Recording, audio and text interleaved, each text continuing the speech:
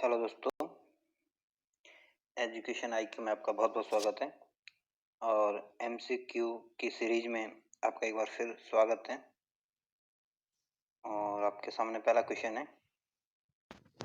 ये पूछा गया है कि कोविड-19 जो महामारी है उसके निवारण हेतु आरबीआई द्वारा कौन से उपाय किए गए हैं। तो पहला स्टेटमेंट है रेपो रेट में कमी करना। ये ठीक है, रेपो रेट में कमी कर दी गई है, तो पहला स्टेटमेंट ठीक है। सेकंड स्टेटमेंट कह रहे हैं रिवर्स रेपो रेट में वृद्धि करना, लेकिन नहीं, ये गलत है। सेकंड स्टेटमेंट गलत है।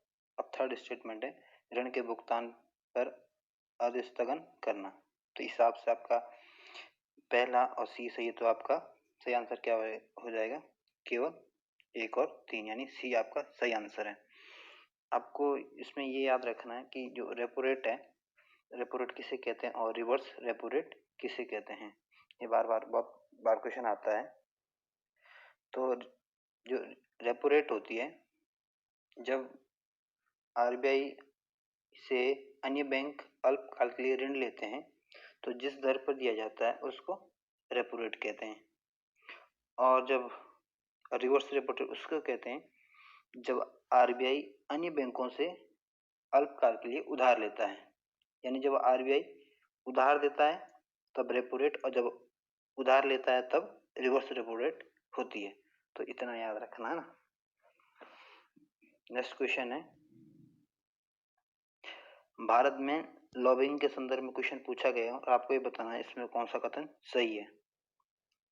पहला स्टेटमेंट है यह दबाव समूह द्वारा नीति निर्माताओं को अपने पक्ष में निर्णय लेने के लिए सहमत करने हेतु प्रयोग की जाने वाली एक तकनीक है। ठीक है, पहला स्टेटमेंट सही है। सेकंड स्टेटमेंट है भारत में वैधानिक रूप से मान्य है। नहीं, लेकिन ये सेकंड स्टेटमेंट जो आपका ये गलत है, क्योंकि भारत में इसको वैधानिक रूप से मान्यता नहीं है। तो इस वजह से आपका आंसर क्या हो जाता है? केवल 1 ठीक है, यानी ये सही आपका सही आंसर है। नेक्स्ट क्वेश्चन है, ये पूछा गया है कि कौन सा कथन विचार करना है और इनमें से आपके बताना कौन सा कथन सही नहीं है। तो पहला स्टेटमेंट कह रहा है कि प्रधानमंत्री का कार्यालय 5 वर्ष का होता है। ये पहला स्टेटमेंट गलत है, क्योंकि प्रधानमंत्री का कार्यकाल फिक्स नहीं होता है। ये निर्भर करता है कि उसको कब तक बहुमत प्राप्त है ना। और ये राष्ट्रपति के प्रसाद पर्यंत पद पर बना रहता है। तो इस पहला स्टेटमेंट क्या है आपका गलत हो जाता है।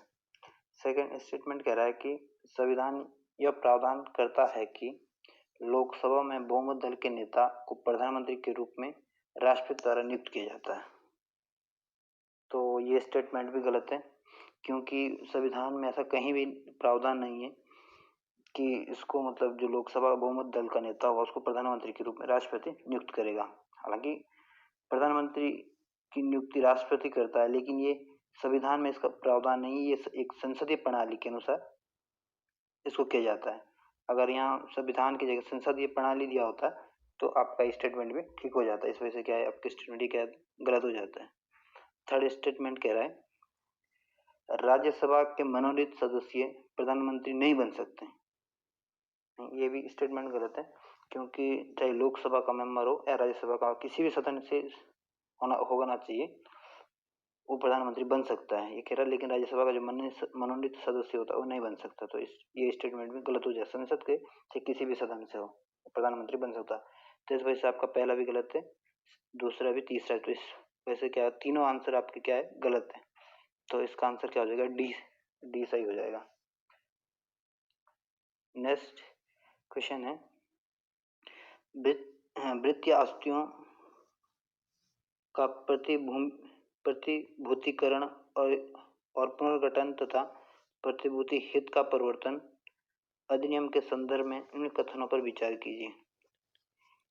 और आपको ये बताना है इनमें कौन सा कथन सही है कौन सा गलत है ना।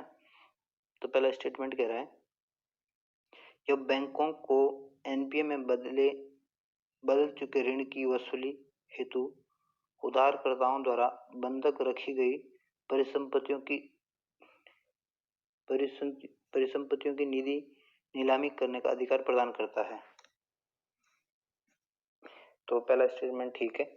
सेकंड स्टेटमेंट कहता है अधिनियम सरकारी बैंकों पर आरोपित नहीं होता है। नहीं, ऐसा नहीं है कि सरकारी बैंकों पर आरोपित नहीं होता। तो इस वजह से स्टेटमेंट क्या हो जाता है, गलत हो जाता है, क्योंकि सब इस सरकारी बैंकों पर भी आरोपित होता है। ऋण की वसूली हेतु उपयोग इसी का प्रयोग किया जाता है ना।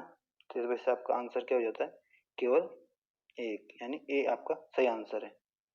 नेक्स्ट क्वेश्चन है, दिनेश गोस्वामी समिति, बोरा समिति और तनखा समिति किससे संबंधित है?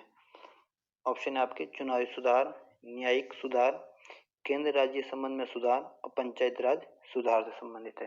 तो मैं आपको बता दूं, जो दिनेश गोस्वामी समिति है इसकी स्थापना 1990 में की गई थी, और जो बोरा समिति है इसकी स्थापना 3 साल बाद की गई थी, यानी दिनेश गोस्वामी समिति के बाद 3 साल बाद की गई थी। इसकी स्थापना हुई थी 1993 में, और जो तनखा समिति है इसकी स्थापना हुई थी 2010 में।